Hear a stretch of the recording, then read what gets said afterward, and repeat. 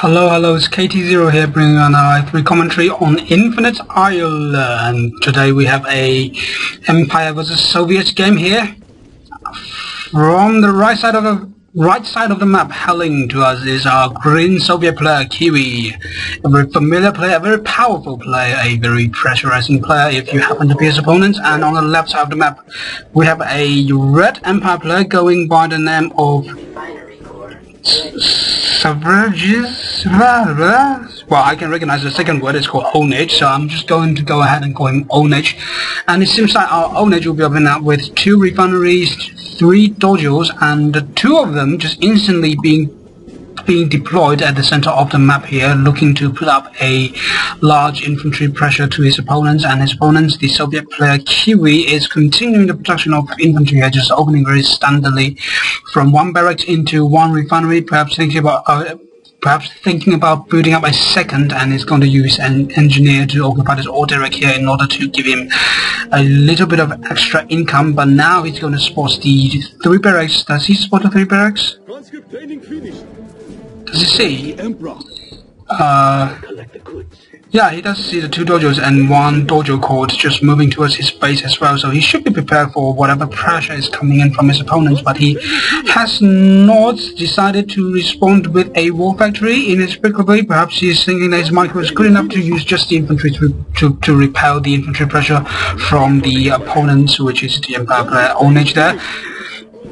But the dojo core is now going to move into the Soviet player's main base. Wow, this is very aggressive, and we see the dojos are looking for some scouting information and perhaps looking for a good place to deploy there. Would he be able to deploy this kind of tactic as well? And we see the follow-up from our Empire player is nothing, so he's very focused on this infantry pressure here, continuing the production of infantry. And now he's sold the 2 dojos at the center, or just at the front of his main base there, and he is looking to deploy the instant dojo in his opponent's main base here, just looking to produce infantry and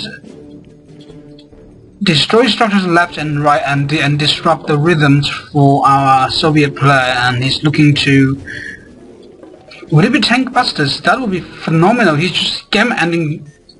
Oh no, it would be an engineer. So he's looking to use engineer to occupy this war factory here to eliminate the production of our Soviet player, so that he can just use the infantry to destroy the vital buildings in the main base without being disrupted by sickles like that. And as all of us know, sickles does have those sickles do have those anti-infantry guns that can kill infantry. Specifically in this case, the Imperial warriors extremely fast, so once 2 sickles are on the field, I don't really expect those things doing much. But the Soviet player was not paying much attention here. 1 engineer would be able to deny this war factory here, trying to occupy it, forcing a cell from our Soviet player. Now he does not have any unit production structure here, but would that be an issue though? I would say that 2 sickles are quite enough to kill off this infantry force and the dojo here. That is assuming the Empire player doesn't sell it first, but of course he did. And we see the super reactor from our Soviet player there, just erecting up, trying to prepare himself for tier 2. He is anticipating this, which is the taking up behind the pressure from our Empire player there. And he's taking up now, he's just erecting up tangus here and killed off 4 in order to put up more pressure to his opponents via the just using the mobility of the tangus there. If his opponents does decide to play catch up and expand again, or perhaps looking to take up, but he does have a super reactor though, so I cannot imagine those tangus doing much other than just distracting his opponents. Well, the Tengu guns just takes forever to shoot down any sort of structure. But behind that, our Empire player has expanded into the center of the map here. Now having his 3rd refinery up and running, he will be having a significant advantage to his opponents there. And even a burst drone at the water expansion here, trying to spot any form of expansion coming out from our Soviet player, and indeed it is going to do exactly that. And a sentry gun, curiously enough, not a flank cannons coming out from our Soviet player here, in anticipation of the Tengus perhaps. And indeed the Tengus has moved in, and they are going to shoot this bullfrog to pieces there. Just if there's a bullfrog on the field, the lift up of those tangoos will be denied, which will significantly reduce their mobility, which is, in my opinion, their largest advantage. So very smart choice of attack there. And indeed, while he's doing the harassment, the Soviet player Kiwi will be doing a bit of harassment of himself, moving a sickle, not a sickle, a pterodon into the center expansion of the Empire player here. And well, if you ever play RAP and you ever encounter this situation on Infinite IO here, you would know that the distance in between those two are, I don't know, it's going to be dicey. Oh, no, the distance is too long for the miners to go back for any repair, so the Empire player has estimated the same thing as I did as well. It's now going to reconstruct its ore connector here. However, the mining at the expansion has been denied for a significantly long time, so the Soviet player effectively has caught up to his opponents in terms of the refineries. The economy there, he does have 3 refineries up and running, although one is being harassed by burst drone, which is not much of a big deal. Shot to pieces instantly by the sentry gun was the burst drone, so very ineffective harassment from there. But I cannot imagine that he would anticipate that harassment doing much, since it was a scouting drone. So, but at the same time, he's got to deal with his force at his Senesai refinery as well. His organizer will be shot down by those 2 sickles there, and once Sickles is in a deep red, having just 1 HP there, rumbling about the whole place. I don't know the attacking choice of the Empire player there. Why isn't it not the Sickle? But indeed, it doesn't matter. It's going to be shot to pieces again, and the Terrigen is bursting out of the tank there, infecting the MCV for our Soviet player, the MC of the Empire player. And we are seeing the 4 tangoos continuing the harassment of this waterside expansion from our Soviet player there, and it shorts it down to the yellow health. I would imagine the MC would have enough time to move to the Mega Bay in order to remove the territory here. It is very heavy. It does have a lot of HP, so that is to be expected. But at the same time, we see, wow, the harassment, the waterside expansion of the Empire player has ended here. The Pterodon recognizing that if the Empire player does reacted at a right time and armed up his ore connector here, the gun on the ore connector will be able to shoot down the Pterodon pretty easily, assuming that it is not general ranked. And we are going to see 2 VX moving towards this direction here, perhaps in anticipation of his opponents were making the effort to expand at the center of the map. Or indeed, has he scouted it? He doesn't have any idea about the Senesai expansion of the Soviet player here, so very preemptive move from our Empire player, trying to shoot down his ore derrick here to deny a bit of economy from his opponents. And we see multiple prone attack from our Soviet player here, moving 1 Pterodon into the center side expansion to infect the miner here. And as we saw previously, the distance in between the Mega Bay and the center expansion is just simply too long for the miners to go back and repair. So a big vulnerability for our Empire player at the center of the map here.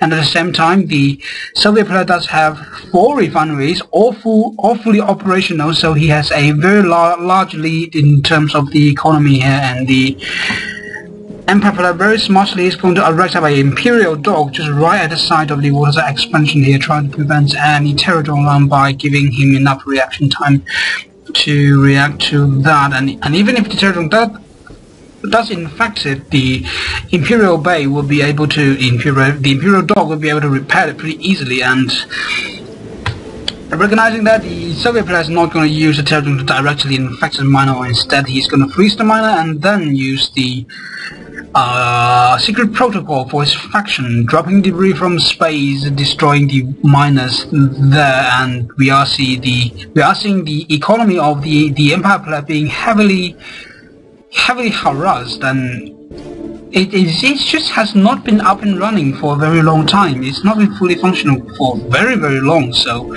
I would say that in terms of economy, the Soviet player does have a significant advantage, and he has been translating the economical lead into the large army counts pretty effectively, I would say. So his army composition, excuse me, let's try that again. The army composition of the Soviet player is looking very healthy here, mainly consists of sickles, tanks, and bullfrogs, recognizing his opponent's large VX counts. The bullfrogs will come in very handy as well.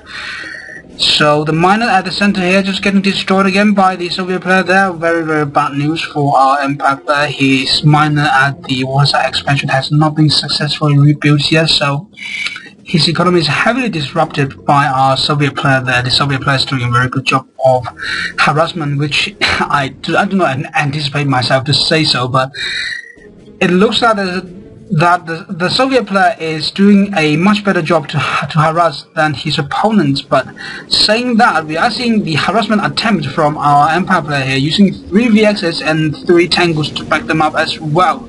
No defensive structure will be erecting up in time in order to deal with those VXs, so our army units have to move in, and indeed we are seeing the Soviet player trying to move the bullfrog in interception of those VXs here, but doing so unsuccessfully. Those VXs are protected by those 3 tangos pretty effectively, but the Soviet player has successfully drawn his opponent's the tangos into the land, so then they can be shot to pieces by those tanks. But we see that's actually not going to matter, since the MiG fighter here is going to be forcing a lift up for those tangos here and put the secondary ability into cooldown, and now this air force from our Empire player is going to be shot to pieces by the bullfrogs there. Look at those flank guns, my god, they're so effective against air, and you see the tank is instantly being brought down to red by the bullfrog fire there, and we are seeing that the Empire player recognizing that this air force is not going out of there alive, is going to do as much damage as possible, focusing on the miner there. And in my opinion, that is not going to work. Oh, that was close. If the VXs had dropped on the miner there, it would be destroyed, but as it happens, no destruction for the Soviet player, and from the Soviet player for the Empire player there. And we are seeing the southern transport just sneakily moving about, disguising him as a bullfrog of the Soviet force, the Green force, and it's now going to move in. I don't know what is in it. The replay doesn't really show me. Well, the effect doesn't show the player as well, so you have to know what did you put into your bullfrogs. It's now going to move into the main base and try to do a bit of occupation from the engineer. I would anticipate there would be engineer, and nothing else makes sense.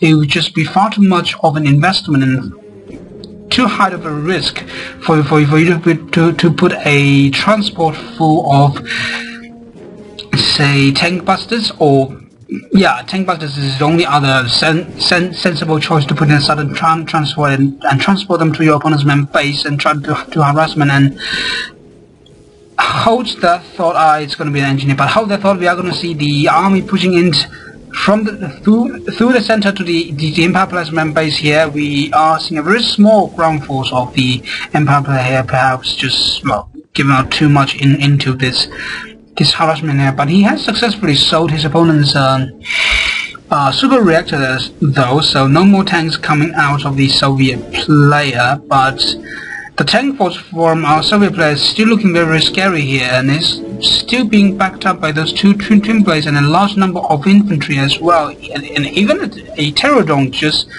for the heck of it, whichever you prefer. We see 2 VXs and 2 tsunami tanks trying to repel this force here, not doing much of a good job, but the bullfrogs were draw out of position by those tangos. Indeed, Yuri subs. Wow, very, very good play from my Empire player, just denying the waterside expansion of the Soviet player there, but he still has the Soviet force at his front door at a very large number, so he has to find out a way to deal with that. But he was using the harassment to buy himself time, and he has now mustered up a significant MAC force, I would say, with 4 tsunami tanks and 4 VXs on the field.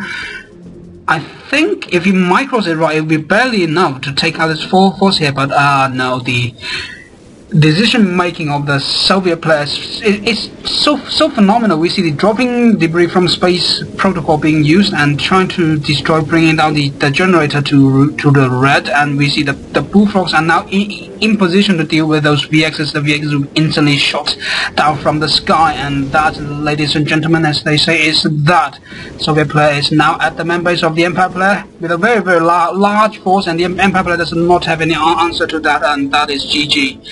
GG indeed.